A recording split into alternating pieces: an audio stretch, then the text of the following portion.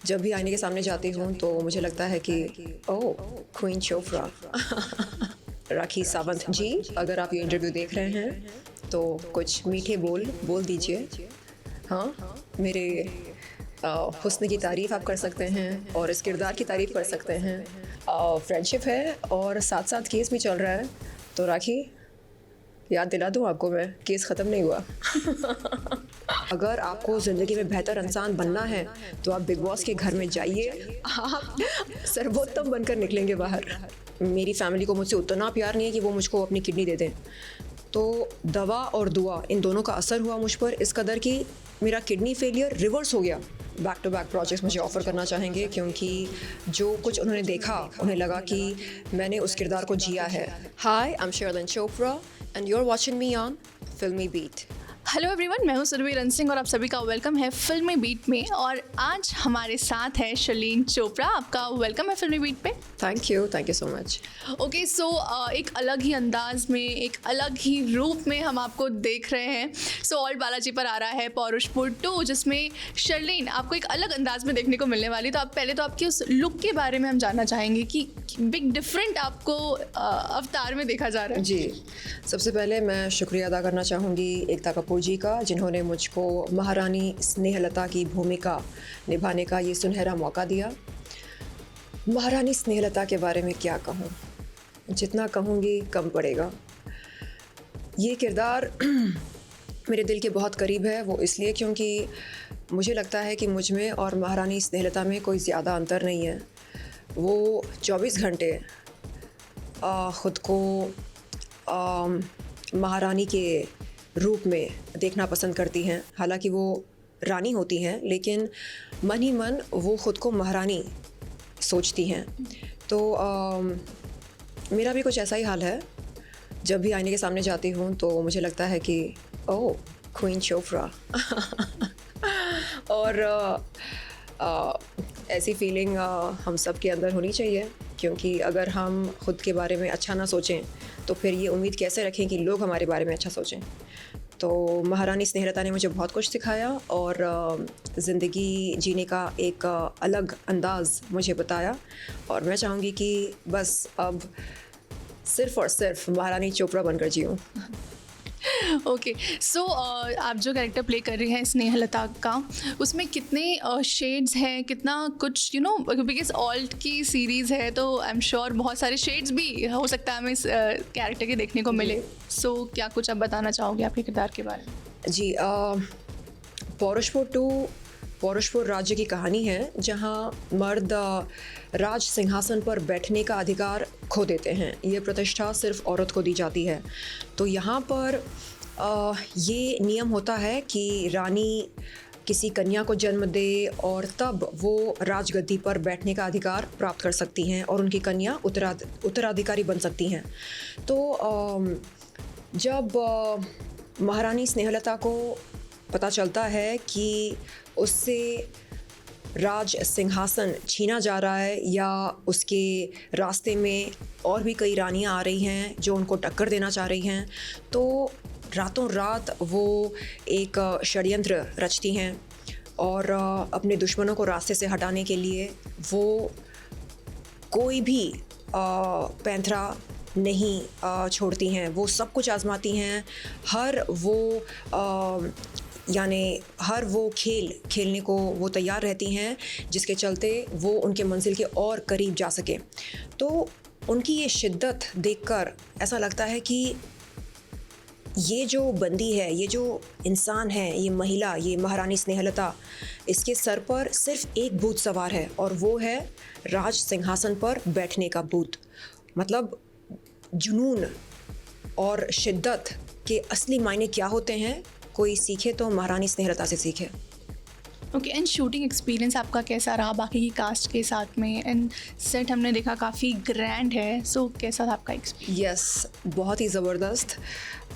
सच में ऐसा लगा कि मैं कोई दूसरी दुनिया में हूँ। कमरे को कक्ष कहा जाता है और एक राज दरबार होता है और वहाँ पर ग्रुप मीटिंग होती है, ग्रुप डिस्कशन होती है और सेनापति होते हैं, महामंत्री होते हैं, दासियाँ होती हैं। तो बड़ा मज़ा आया इस दुनिया में जीकर। ओके, एकता मैम के साथ आपके कुछ इंटरेक्शंस हुए, उन्होंने क्या कॉम्प्लीमेंट दिया आपको उस लुक में देख के, उस कैरेक्टर में देख के? एकता कपूर जी के साथ अभी तक हम रूबरू नहीं हुए। मैं दुआ करती हूँ कि बहुत जल्द आमना सामना हो जाए और एक टाइट झप्पी देकर मैं उन्हें थैंक यू कहना चाहूँगी। और रही बात ऑल्ट टीम की, तो ऑल्ट की टीम ने मुझे ये बताया कि उन्हें मेरा काम बहुत पसंद आया और रशेस देखकर उन्होंने कहा कि वो ज़रूर बैक टू बैक प्रोजेक्ट्स मुझे ऑफ़र करना चाहेंगे, क्योंकि जो कुछ उन्होंने देखा उन्हें लगा कि मैंने उस किरदार को जिया है, ना केवल उसका रूप धारण किया बल्कि उसको जिया। तो ये मेरे लिए बहुत बड़ी बात है, बहुत बड़ा कॉम्प्लीमेंट है। ओके, कैसी ये स्टोरी होने वाली है, क्योंकि इसका सीज़न 1 भी आया था, अभी सीज़न 2 है।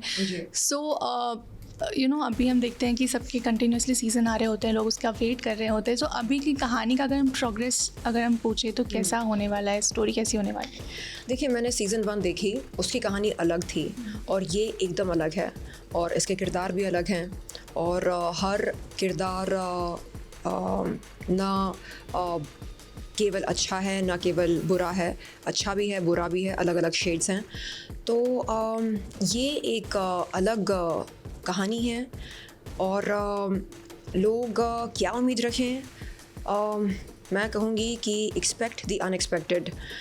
यानी इसमें आपको रोमांस मिलेगा, आपको एक अलग तरह का जुनून देखने को मिलेगा एंड प्रतिशोध, ये शब्द मैंने सीखा मतलब बदला, रिवेंज और प्यार, इश्क, मोहब्बत, ये सब देखने को मिलेगा और समझ में आएगा कि हाँ, प्यार और राजनीति, अगर इन दो चीज़ों को मिक्स कर दिया जाए तो उसका जो आउटकम निकलता है उसे कहा जाता है पौरुषपुट्टू।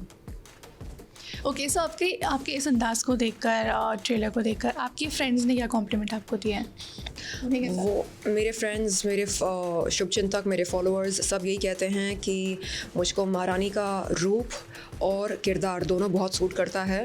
तो मैंने उन्हें वचन दिया कि अब वो हमेशा शर्लिन चोपड़ा को क्वीन चोपड़ा के अवतार में देखेंगे। ओके, तो क्वीन चोपड़ा, कैसा हुआ है कि इस किरदार को निभाने के बाद आप ज़्यादातर वर्ड्स हिंदी यूज़ करें? मैंने भी नोटिस किया। सो ऐसा हो रहा है कि आप बहुत सारे वर्ड्स हाँ, जब हम कोई किरदार प्ले करते हैं स्पेशली ऐसा कुछ तो हमारे दिमाग में बैठ जाता है, तो ऐसा आपके साथ हो रहा है? यस, इसे कहते हैं हैंगओवर। महारानी स्नेहलता का हैंगओवर अभी भी चढ़ा है और मैं चाहूँगी कि ये हैंगओवर कभी ना उतरे और सच में यानी उनकी तरह तैयार होना, सज धज कर श्रृंगार करना और ख़ुद को एक रॉयल्टी के तौर पर पेश करना बड़ा बड़ा अच्छा लगता है और एक अजीब सी फीलिंग आती है, it's like talk to my hand. Okay, तो जहाँ दोस्तों की बात निकली तो मैं एक और बार आपसे पूछना चाहूँगी, आपकी दोस्त रही थी राखी सावंत, उन्होंने आपको कोई कॉम्प्लीमेंट दिया? उनका कुछ फ़ोन आया इसे देखकर? फायर एक्सटिंग्विशर की ज़रूरत है। नहीं, मेरे ख्याल से वो अच्छा ही चाहेंगी मेरे लिए। अब मीडिया के सामने वो क्या बोलती हैं क्या नहीं, बट दिल ही दिल में वो सोचती होंगी कि हाँ, बड़ा अच्छा रोल मिला शर्लिन को और अच्छी लग रही है मेरी दोस्त। तो ऐसा नहीं है कि वो सिर्फ बुरी है, उसमें थोड़ी अच्छाई भी है मेरे ख्याल से। तो राखी सावंत जी, अगर आप ये इंटरव्यू देख रहे हैं तो कुछ मीठे बोल दीजिए। हाँ, मेरे हुस्न की तारीफ़ आप कर सकते हैं और इस किरदार की तारीफ़ कर सकते हैं। कुछ मीठा ही बोलिएगा, हाँ, कड़वा नहीं। बट अब ऐसा लग रहा है आप श्योर है कि वो मीठा ही बोलने वाली है? कोर्ट में केस चल रहा है तो मीठा ही बोलेंगे। सो अभी आप लोगों की बातचीत हो रही है, कैसी आप लोगों की फ्रेंडशिप? फ्रेंडशिप है और साथ साथ केस भी चल रहा है। तो राखी, याद दिला दूँ आपको मैं, केस ख़त्म नहीं हुआ। ओके शरीन, हमने देखा है कि कंट्रोवर्सी और आपका नाता कैसा रहा है। एक और कंट्रोवर्सी से जुड़ा भरा एक शो है बिग बॉस, अभी आप फॉलो कर रही हैं, आप देख रही हैं? हाँ, बिग बॉस OTT पर जो आ रहा है, हाँ, तो मुझे बड़ा अच्छा लगता है। अंदर टिके रहने के लिए आपका स्ट्रॉन्ग होना, स्मार्ट होना और पागल होना बहुत ज़रूरी होता है, क्योंकि वहाँ पर मैंने देखा कि लोग आप पर अटैक करते हैं।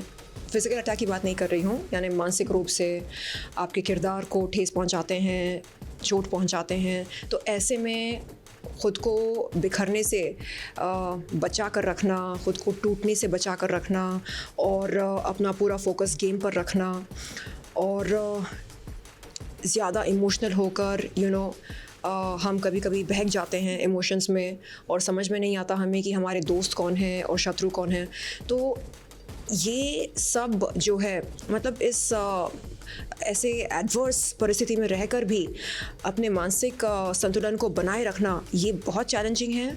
और मेरे ख्याल से अगर आपको ज़िंदगी में बेहतर इंसान बनना है तो आप बिग बॉस के घर में जाइए, आप सर्वोत्तम बनकर निकलेंगे बाहर। आप अभी ये सीज़न फॉलो कर रहे हैं, आपको कौन अच्छा लग रहा है, किसका गेम अच्छा लग रहा है? पौरुषपुर 2 के चलते मुझे टाइम ही नहीं मिला। आई थिंक मेरे ख्याल से जो लोग असलीपन दिखाते हैं जनता उन्हें पसंद करती है, क्योंकि जनता को फेक बिहेवियर और ये मुखौटा नकाब ये सब नहीं पसंद। आप जैसे हो ख़ुद को वैसे ही पेश करो। अगर आप दिल से बुरे हो, आप दिखाओ दुनिया को कि आप कितने बुरे हो। और अगर आप मतलब सॉफ्ट स्पोकन हो, लवी डवी टाइप के हो, तो आप दिखाओ कि आपका असली रूप क्या है। और जो कुछ भी है, लोग पसंद करते हैं असलीपन को, ये देखा है मैंने। सो अगर आपको वापस चांस मिले, कि खतरों के खिलाड़ी भी चल रहा है इस वक्त, सो बिग बॉस या खतरों, आप क्या चूज़ करेंगे?